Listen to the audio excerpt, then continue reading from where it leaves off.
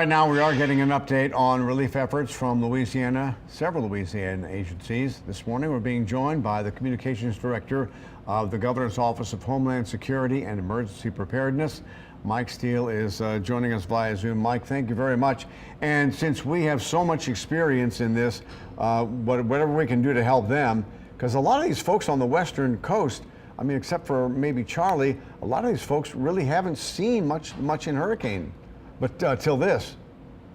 Yeah, that's always a big concern. When it's been quite a while since an area has been hit, there's always a chance of complacency. We preach that message a lot of times around here. Right after a bigger event like Laura, Delta, Ida, it's easy to remind people of the things they need to be doing. But when you go years, I think it's been 100 years since Tampa Bay had a direct hit by a major hurricane. And of course, we know the population growth in Florida has been, tremendous over the past several decades. But, Governor Edwards always talks to us here at GOHSEP about leaning forward. With this storm, we kind of had to wait until we saw that there weren't going to be any impacts for Louisiana or major impacts. And so once we were kind of in the clear, then we started connecting with Florida to see what gaps in what needs they may have. Florida houses a tremendous amount of search and rescue teams on the national level. So there were assets that were in place for some of these things. But of course, we did start sending, National Guard personnel, Black Hawk helicopters, some light and medium trucks. All of those things kind of help coordinate movement of personnel and supplies and different factors across Florida.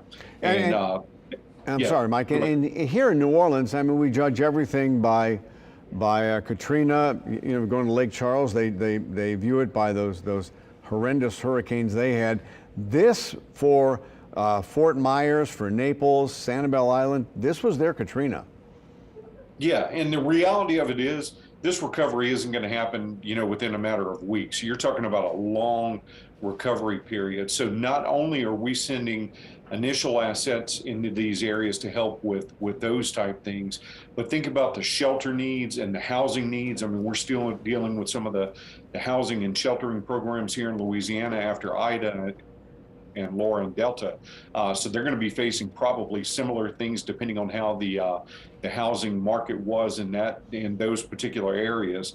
And so we have staff here that can help with those things as needed as well. We stood up that RV trailer program at the state level with FEMA's approval last year, but we still have a few thousand people living in those RV units, in the Houma, Thibodaux, Grand Isle areas. And so it's something, again, we're familiar with and something we can kind of help lend a hand if needed. The other big thing is you may have other states impacted over the next few days as this system moves north as well.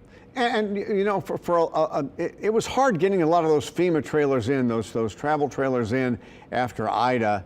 Hopefully they won't have the same problems down there, because this is probably going to affect so many more people because the areas that were hit were so densely populated. Yeah, and there was a little bit of perception problem last fall. The state program that was stood up was basically stood up within 3 weeks. That program never existed before last fall. And it's hard to tell people that it was actually successful when it still takes weeks for people to get some type of relief like that. But, we had to build that from scratch. We got the RV trailers in. I think the first ones rolled out within like 2 or 3 weeks. And that program was stood up. FEMA allowed us to start that program because they realized with the FEMA trailers, it does take an extended time in some cases for them to get their FEMA trailers in. So, we've seen tweaks like that over the years. Hopefully we can make it even faster next time, now that we have that playbook to go off of. And it's something other states have reached out to us. We've sent some RV trailers up to Kentucky, to help with a big flooding event up there a few months ago. So, you kind of build on the backs of other events, and that's kind of where we're at. All right, Mike, thank you very much. And we've been helped out from other states. It's good that we're helping out states when they're in trouble. Thank you very much. We appreciate that. You bet. Thank you.